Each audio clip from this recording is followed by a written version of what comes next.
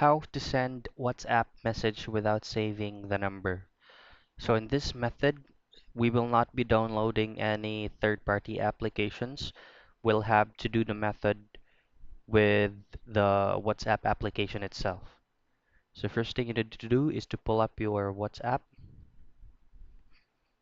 So WhatsApp offers a specific feature that you can message yourself. So let's go ahead and try that. Message yourself. So let's go ahead and input a WhatsApp number.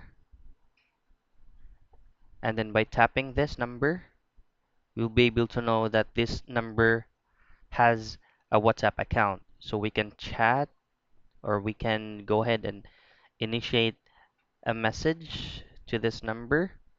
And as what you can see, by clicking the profile picture or the number above, we did not save that specific number automatically. So that is how to send a message on WhatsApp without saving the number.